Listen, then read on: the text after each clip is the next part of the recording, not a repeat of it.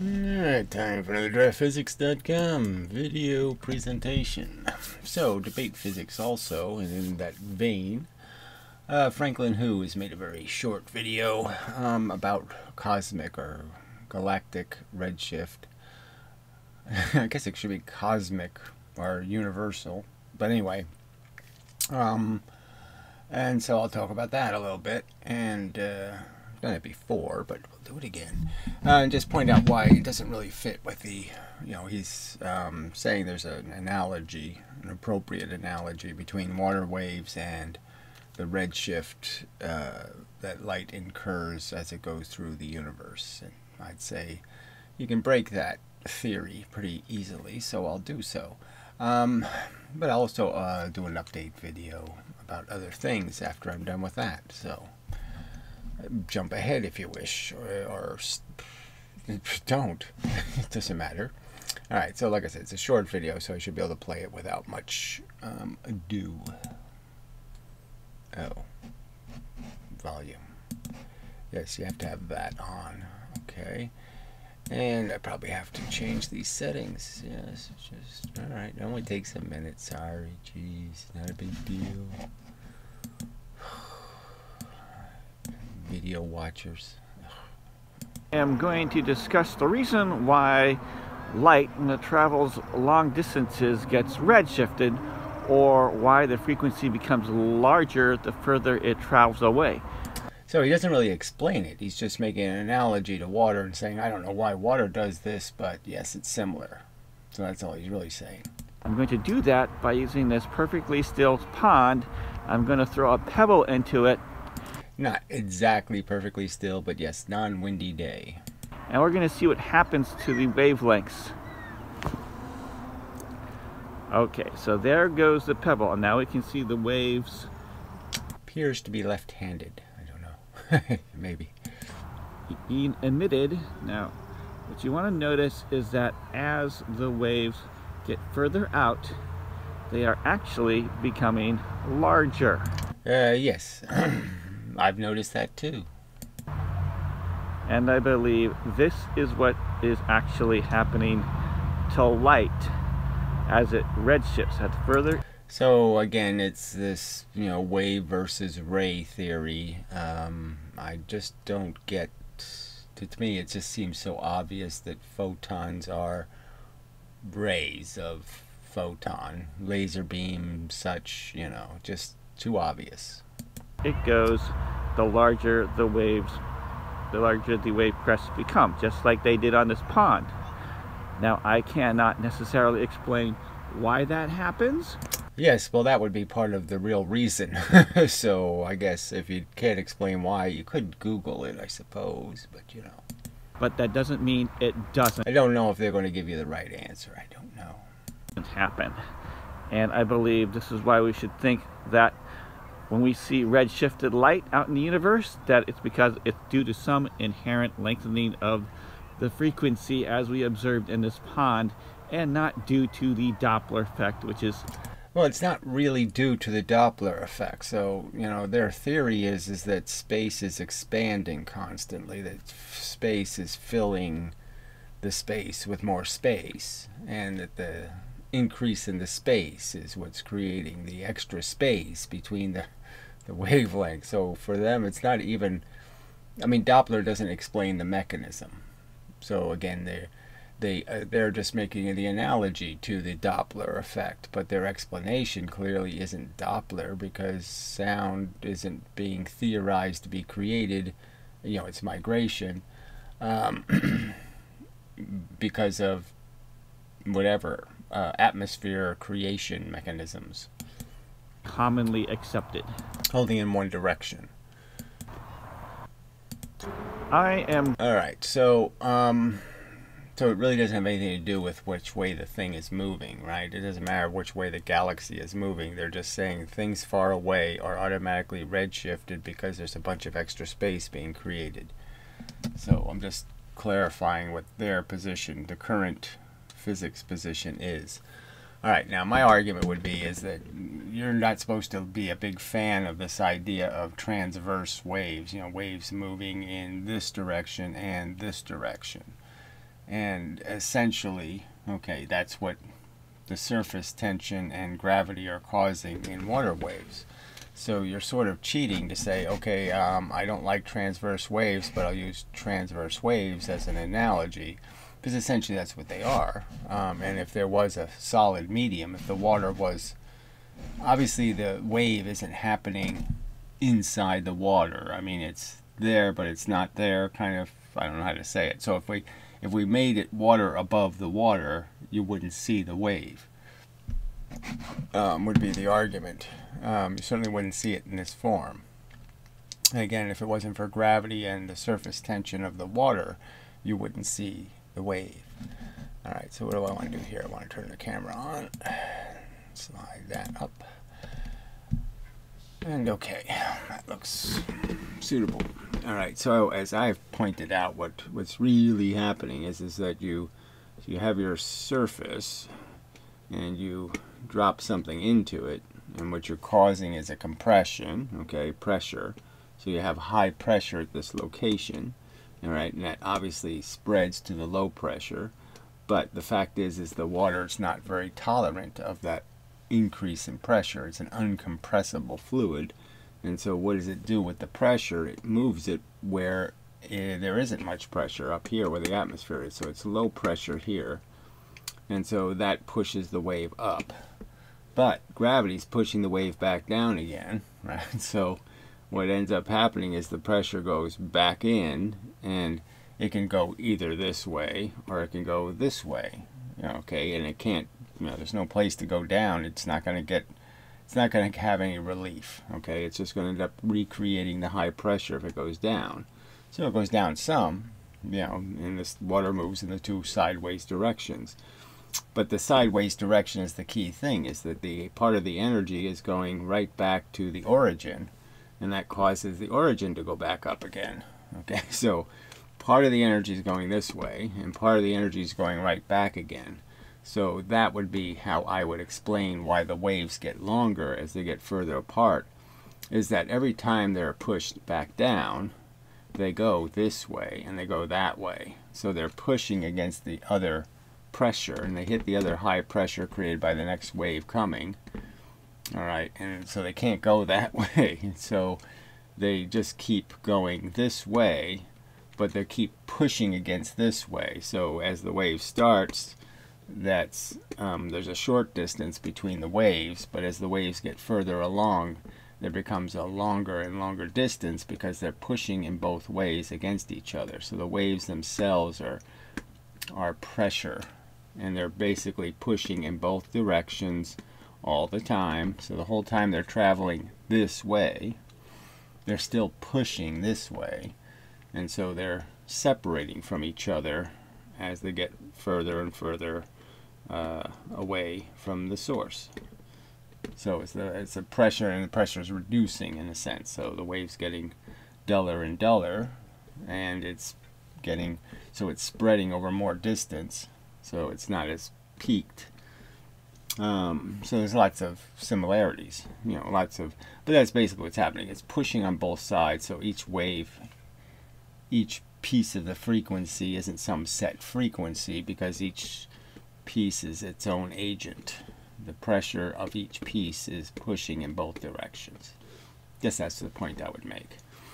Because that's what creates this origin, just keeps recreating, right? You keep creating a wave. The wave keeps re-pushing this water back up again, okay, to create the next wave, and then the next wave, and the next wave. So the energy just, the energy is obviously recycling here at the origin for quite a while. So you throw one rock, and it makes a sequence of waves because it just keeps recycling the initial energy, and only a portion, like whatever, 10% or some other silly number, goes this way and that way, and spreads. So only a percentage of the energy is being spread, and a substantial part of the energy, I don't know, 50%, stays here, okay, re-oscillating. Going, because it keeps, each time it makes a wave, it makes pressure back in its own face. So it just keeps recycling the energy. But it's a phenomenon of gravity, and the surface tension. So without the surface tension, without gravity, you're not going to see a wave. Gravity is kind of the key component. This gives you a place to go in. You know, you end up with motion up, and there's a counter force stopping it. So the water, the tension of the surface of the water is a force against it, but gravity is also a force against it. Yeah, so that's probably enough. So we'll see if there's any continuation of the conversation, any useful bits or elements. I'd like to get Franklin to talk about kinetic energy, the kinetic energy theory, mv squared, its history, its reasonableness as a theory, why momentum isn't a complete enough theory. Be interesting to see what his opinions are on that subject. But we'll see whether he can be provoked, inspired, mused into thinking the conversations are worth having, you know, in more than one direction. Okay, everybody preaching. So, all right. So we'll take a pause and move on to the air track. Yes, I'll do an air track update. Alright, so regarding the air track, so I did do a few experiments. Unfortunately, camera issues again. I guess in the sunlight I can't see the screen on the camera, and so I must have hit the record button more than once or something, and anyway I didn't get all of my clips didn't get saved. Anyway, so I did do the stretch them apart thing, but it's a pretty strong rubber band, so I gotta make it weaker because it all happens so fast. I mean, I'll play this, but it's so fast that there's no real useful information regarding velocities. And what you could notice though is that, you know, I had a little pin release system and I thought it was pretty reliable, but I could actually see that one pin got pulled before the other pin, so I have to work on finding a way to let them go at exactly the same time, blah blah blah. See, I'm pulling pins out of the pipe, and it's like it's just it happens so fast, insanely fast. All right, so anyway, not much useful can be gleaned, but yeah, I did it with it stationary. One of them stationary and the other one moves into it, and such. So just to prove that the speed is the same, okay, that it doesn't really matter if the other side of the rubber band's moving. The one side of the rubber band's going to give a certain velocity, a certain percentage of the momentum, that's it. The other momentum goes into the earth because you've, you know, created a pathway to the earth by not allowing it to move, the other side. So, sort of talked about that in yesterday's video. Alright, so on to the other clip. Alright, so this is just, you know, I'll leave a link to this raw video. So it's a different spring. So before I had big coiled springs, loose springs. This is a much tighter little spring, and it's on a piece of, there's a metal bar at the bottom of the pipe. So the pipe's here, you know, and there's a metal bar going across the bottom, and the spring is on the metal bar. So it's closer to the center of gravity. And still the same, I'm only getting 50% of the velocity in the larger object, so no 2/3 thing happening even though there's a spring. Now I did do it without springs, just having the metal bars hit each other, and yeah, nothing, you know, we're not even close. So the spring definitely conserves more of the energy in the sense that you get really close to, you know, 50 or a little tiny, you could say a little tiny bit more sometimes. So I mean, the spring seems to make it the transfer more complete, and it does change the direction of the small cart. So without the spring, the small cart keeps going forward usually, but with the spring it goes in the opposite direction. So that seems to be the major difference. Now there's a few clunker bits in here, you know, where the spring obviously didn't hit correctly, and so obviously those are not good results. There's some when the thing is moving. You know, these are all issues with air tracks in terms of you know, they do have some irregularities. But I'm just saying the best case scenario experiments are pretty clear. No 2/3. No 2/3. No 2/3. I can move that over a little. Alright, so I'll leave a link to this clip. So it's just verifying what the other video did, so no new information really. And I will process with trying to launch the two carts with the same force and see what their momentum is. Yeah, their velocity. Alright, so on to the what's on the website. So the video I did yesterday was on dynamic carts is the title. Can't remember the Bruce Yerney video. Played it before. I might even use the ruler kind of superimpose thing and do some actual measurements off of his video. It just makes the argument that you can follow this if you just follow it as momentum, but as soon as you try to do the kinetic energy things start getting really nonsensical. Alright, so anyway, that was yesterday's video. I did a couple of videos regarding Dispar Volgo, and he's made a new channel just for the physics because he thinks there's some sort of grand conflict with his audience. He doesn't make videos that often, frankly. I mean, on other subjects. So I think that's a weird reaction. But anyway, it doesn't really matter. It's fine. I separated the channels, but I did it more just because I got a bunch of complaints from people. But anyway,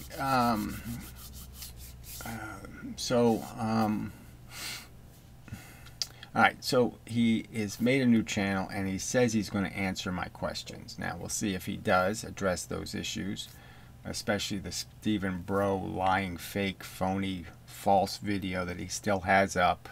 Still has two versions of it where he's claiming he debunks something. It's a complete lie. It's garbage. The video doesn't even come close to debunking anything. Will he hold Stephen accountable for those lies and call him what he is? A liar. Alright, an overt liar. An incredible liar. Okay? That somehow if anybody else did what he's doing, putting up videos where he's claiming things that clearly aren't in the video, they would be called a liar. They wouldn't be called something else like a mistake maker or whoopsie or some other kind of cutesy word. They'd be called a fucking liar. His videos are as big a lie as the Peppers creating perpetual motion video. They're a lie. Alright, so we'll see if he actually answers the points. Any of the points made. The horrible history. Any of the points made in the video. Alright, because he's just hanging out with a bunch of fucking lying trolls. Okay, I mean, every single one of John Walker's comments is a lie. And, assholes playing along with these liars ought to take responsibility for that and recognize it's on them. Alright, I mean, if you're going to play in a sand pile full of poo, you can't pretend you don't have any poo on you. Okay. So then I did Brozo comments and such. Is that what it says? I don't know. It says something. So anyway, yeah, obviously it was probably reading the garbage comments, part of the lie comments and responding to them. Then I did an air track video, the first one, basically just saying that, yeah, the Lewin thing didn't happen when I used rubber bumpers. So I've used rubber bumpers, I used a big spring, and I've used a little spring. And in no case am I getting these 2/3 thing happening. And so then there was the Veritasium full of shit video. So that was before the other air track video, I think. So yeah, so that was old. Yeah, so the air track one was actually on YouTube, so I don't have to go back further. Alright, so that's it about, I guess, for an update. Yeah, I have, it's summer now, finally. The weather's gotten better, so I've been busy with a lot of outdoor projects, so I really haven't devoted a whole lot of time. And blah blah blah blah blah. And the air track is sort of a pain in the ass. It's loud, and you know, you have to engineer. I mean, I was gluing. Okay, so I did do the magnet thing, you know, and I've tried the magnet thing like 7 different ways. And the trick is the magnets want to avoid each other, you know. So if the carts can turn, well, then the magnets will turn, you know. Then they'll do that, and so the magnets can go side by side and stick to each other. So instead of repelling each other, if there's capacity to evade the magnetic field in some way, it does. So I imagine when they use magnets on the carts, that they probably do lose some, you know, it's just as bad as other mechanisms in the sense they probably do lose a lot of the energy, you know, some percentage, because the carts do move in the track, you know, they try to move to evade each other, you know, they move side to side, because there's just no way for magnetic fields to line up perfectly. They're arced fields, and so the arced fields want to roll around each other. So that's the problem. And you know, besides putting in some sort of guidance system, some sort of guide wire, some sort of structure that forces the carts to stay in a position that'll also steal some energy, I don't know if I can find a solution to that problem. So anyway, I probably could, but like I said, it requires 3D printing, and, you know, some sort of, you probably have to create a, you know, an arrangement that's, you know, and it's just like, I don't know if I want to be doing all that much engineering, but we'll see, and such. So I think that's good enough. We'll call it an update and whatnot. Yeah. Alright, so that's enough of a video, yeah. So we'll do this ending part. Alright, so this has been draftphysics.com and debatephysics.com, but can't find too many debaters. Any, really.